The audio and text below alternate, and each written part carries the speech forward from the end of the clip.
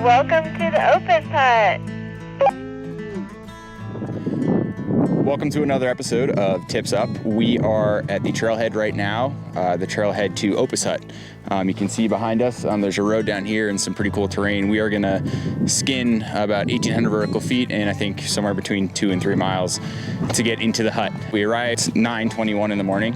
We drove from Breck to Montrose last night. We had a beautiful drive, no snow, clear skies, really cool sunset. Stayed in Montrose last night, woke up early this morning and got to the Trailhead. The plan right now is for us to get all of our gear put together and ready and hike up into the hut. One of the big differences between a hut trip and sort of your normal day trip for ski touring or something like that is the fact that we are bringing a ton of gear in. You'll see our packs are completely full with food, water, clothes for multiple days of skiing, clothes for hanging in the hut, and really just sort of supplies for living and having fun in the hut for the next 3 or 4 days. We have been monitoring the AVI forecast as well as sort of the snowfall around the area here for the past week or so to get a sense of what type of skiing we're going to be having. And we do have green light conditions. So that is, for mid-March, not something you always get, especially in a place like the San Juan. So what that means is that we can start skiing some steeper lines, some lines that would typically be really kind of off limits any other time of the year. So it looks like we do have a pretty stable snowpack. We do have a bit of snow in the forecast, so the question is how much snow will actually fall? Will that affect the stability and will it create good skiing? I think if we had green light conditions, stable snow, and we got like 4 inches of snow, that would actually be kind of perfect because we could ski some really steep stuff and have some really soft turns. So we'll see how much snowfall we actually get, but I'm pretty optimistic about the ski conditions. Skin in is fairly straightforward. I think it's 1,800 vertical feet, about 2 or 3 miles. However, it does cross some pretty significant avalanche terrain. We're not super concerned about it on a day like today, given the snow conditions, but getting into this hut when it is actively snowing or when the snow is unstable can be a bit hairy. So we're lucky in the sense that we don't really have to worry about that today. Lug in all your shit all the way up to the hut. I'm not excited. My pack weighs about 40 pounds right now. It's gonna suck.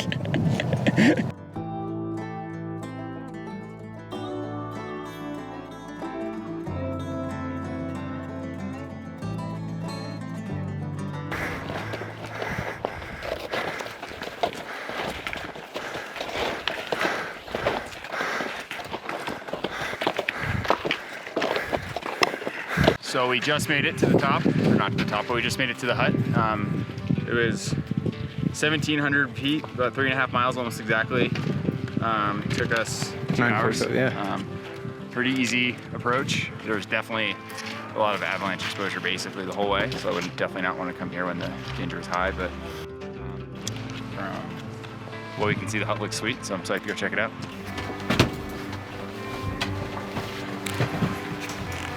Yes. Yeah. Oh, Jesus. Now, $7 a beer now. Yeah.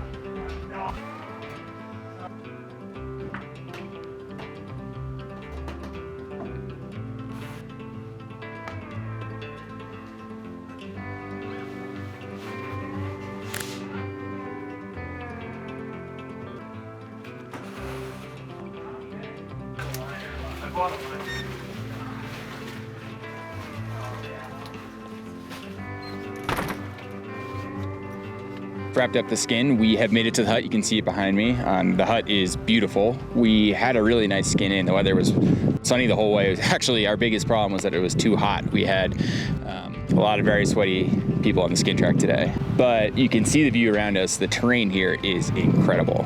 We actually, on our way in just now, just saw a couple guys put in a skin track right across the valley and then rip that big face in front of us.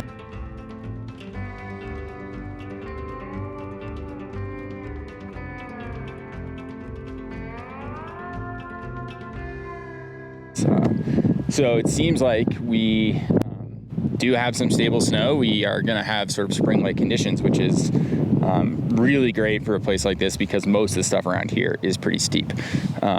So we are going to go into the hut and we'll give you guys a tour and sort of show you all around, but drop our stuff off, unload our packs just because we do have a lot of clothes and shit in there that we don't want to be skinning with. And then we're probably going to do a little afternoon lap up in this bowl that is across the way here.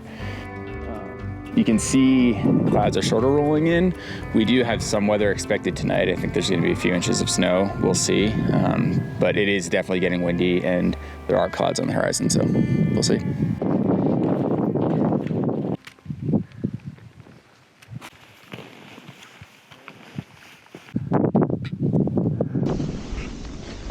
view. We are trying to figure out where to lay the skin track on top of a very shallow windslide right now.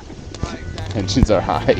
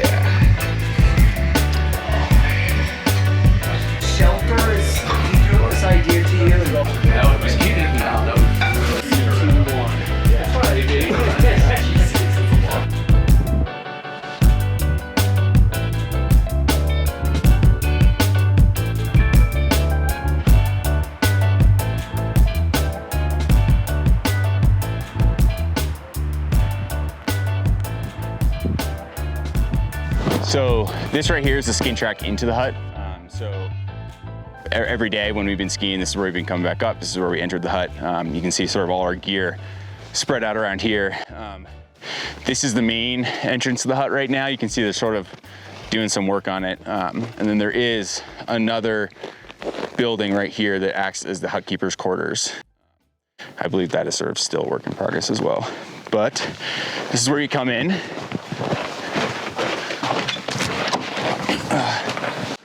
Right here in the entryway is sort of where the gear staging area has been. This is sort of where you put in your boots, store your skis and poles and jackets and all that shit. It's kind of a wet area. As we come in, there's 2 compost toilets, like sort of actually looks like a real life bathroom. I would open it, but I think someone's in there right now, which you don't often get at huts. Here, oh, there you go.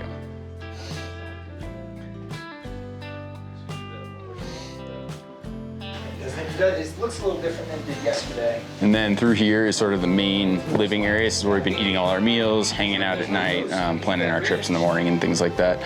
You can see there's a bunch of dining tables, couch cushions, things like that. Get all of our stuff. This is the kitchen and the bar, and where we've been, where Ashley's been cooking our meals that have been amazing, and there's board games, books, things to read, stuff like that. So this is where we've definitely been spending the majority of our time. And if you take a peek out the windows, you can see the lines that we've been skiing throughout the trip. So across the way, we've got the Paradise trees, and then sort of out to the right, you've got the bowl that we've been doing a lot of skiing in as well. So it's pretty cool to be sitting here and have a cool view of what we skied that day. Sandals, we gotta go somewhere. Okay. This right here is the sauna. This is something we've been doing after every single ski day. It's a really nice way to recover. This thing gets super, super hot, and you can see the view behind the sauna is incredible. So I'll show you inside just so you can take a quick peek. But this is where the wood goes in to heat the sauna down here. Our hut keepers have actually also been using this to bake bread, bake cornbread, which is a pretty sort of unique and efficient way to use energy, I guess. This is the actual sauna. You can see it's, you know, full-on sauna. It gets super hot in here. I think our hut keeper said he got it up to 200 degrees one night, which doesn't seem very healthy, but super nice, cedar everywhere. And it's been nice to have a long sort of chilly day of skiing and come back in here. This has also sort of served as our shower. We will put a bucket of water on the coals right there and heat up the water, sit in the sauna for a bit, and then jump outside here, just sort of give a good dunk in the bucket, and that's the shower for the day.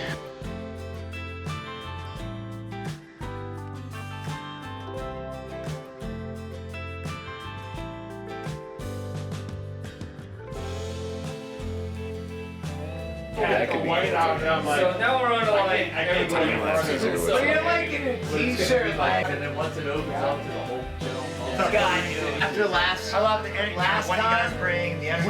we and suddenly we got, well, Andy, that was so cool. to get this fucking shot. Got too much bullshit. There's never too much snow to ski. That's what. That day. Tanner's ready!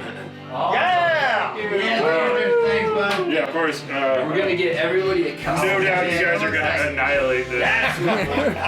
You guys know about the bread. Otherwise, this is a homemade dressing, honey mustard. Give it a shake.